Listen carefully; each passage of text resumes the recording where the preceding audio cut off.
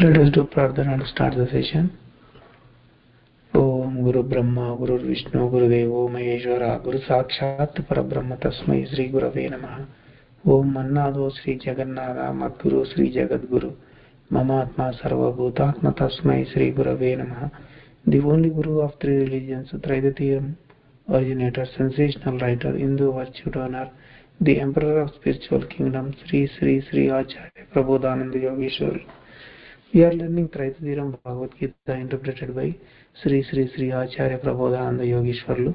Last week we learned 60th and 61st slokams from Moksha Sannyasa Yogam chapter. Let us see what is their meaning. Once again, Arjuna, your decision of not wage war is under the illusion and bound by the karma of your nature. So you can fight without your effort. Paramatma stations in the hridaya of all living things and makes the brutal bhutas play with his maya like one who plays the machine by sitting in that. Let us move on to the 62nd verse onwards, Shlokam onwards. Tameva sharanam gaccha sarva bhavena bharata तत्प्रसादात् परां शान्तिं स्थानं प्राप्स्यसि स्वशाश्वतम्. O Scion of Bharata, in all respects you have to surrender to Paramatma. By his grace you can attain peace, which is different from the nature and eternal liberation. That's what he is saying over here. Here Paramatma is talking. So this slokam talks about Paramatma. So some people might have greatness and honor in this external world. By knowing that all are getting on by the Paramatma and surrender to the Paramatma, who is the prime doer, though his entire mental feelings and felt Paramatma is the greatest, will get the grace of Paramatma. Once he gets the grace of Paramatma, so he thinks that he doesn't have anything, but what exists is belong to the Paramatma and feels that he himself is a puppet which is played by the Paramatma. He thinks that Paramatma is the greatest and have so many portions, and by his one portion the entire world is getting on. According to the word, what he said, if he thinks you will be existed as you, and if he thinks you will be everywhere, that means you will merge with Paramatma and you will become Paramatma.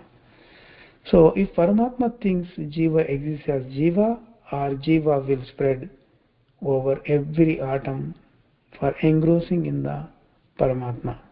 So by knowing this, one may get his grace, peace and liberation by paying obeisance and by worshipping the Paramatma. This is what about the 62nd slokam, and then move on to 63rd slokam. Iti te gnanam makyatam guhyatamam guhyatam taram maya vimrusyaita dashe dasheshena yadechasi tada kuru. He is talking about gnanam in this slokam. I have said you about the most confidential knowledge among the secrets. Let you perform in accordance with your liking by describing that knowledge. So far, this knowledge which is said by Bhagavan is confidential. So he taught the totally confidential wisdom, but it can't be understood despite it is explained in one manner. It should not be known to anyone except Paramatma, because it is his wisdom. It is known to him, not known to anybody. Though it is heard through the Paramatma, Yet some men do not understand it and exists as secret. For knowing this great knowledge, it can be possible only by the merits. So if that merits continue for some births, then only he may get the chance to learn his wisdom uh, after so many births. Else, what happens? This wisdom would not come to us. If these details come nearer, that means the matters of the wisdom, the readers may distantly be away from this. They may not come near to it. If the Gita, which is said descriptively and is drawn the boundary line, is heard and is seen by anyone, he can ponder all and walk in accordance with the likings. Bhagavan revealed the Gnana completely and not forced anyone. Bhagavan did not force anyone to follow this one. So, so he left the choice to the person whether he likes it or not. So, but the Gnanam is beyond the karma. Gnanam is not going to attach to you and is not decided according to karma. Karma Karma does not make you to become Gnani. The interest make you to become the Gnani. When you have the interest, you will learn the Gnanam and you will advance in that. So that is what interest is accrued accordance with their likings. So interest is his own tool. Interest takes birth on its own. So Bhagavan said that it was accordance with your interest.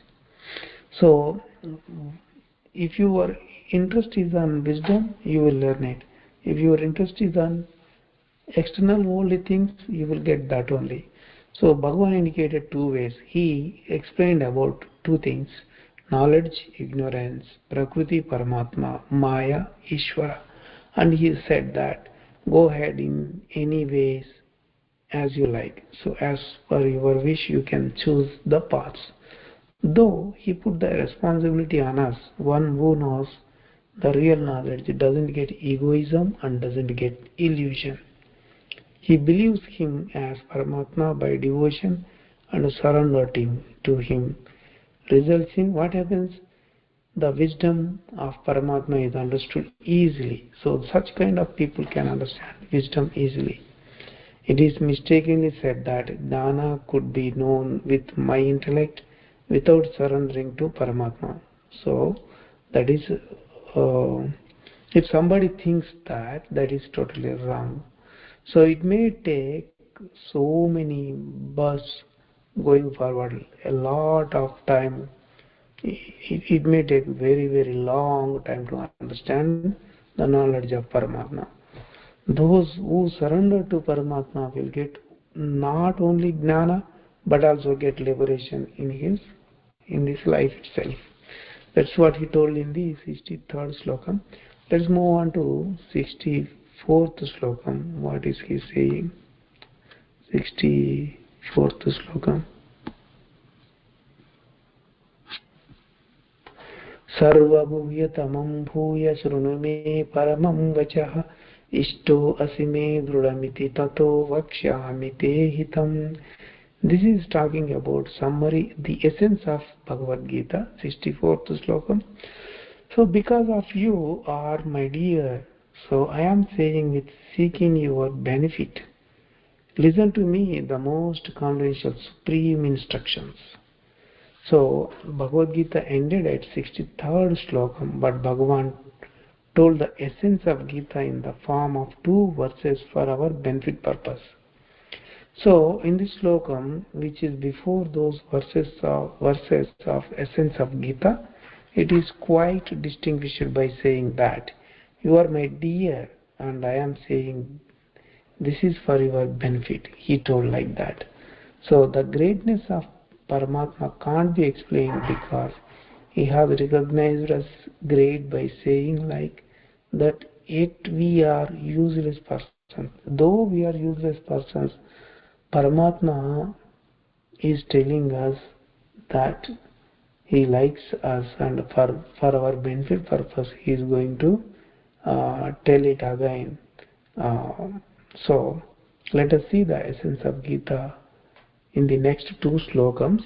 Let us learn about that in the next week. Let's do Mangala Pradhana and end the session. Om Mangalam Gurudevaya Mahaniya Prabodhatmane Sarvaloka Sharanyaya Sadharupaya Mangalam. Prabodhatma, if you want.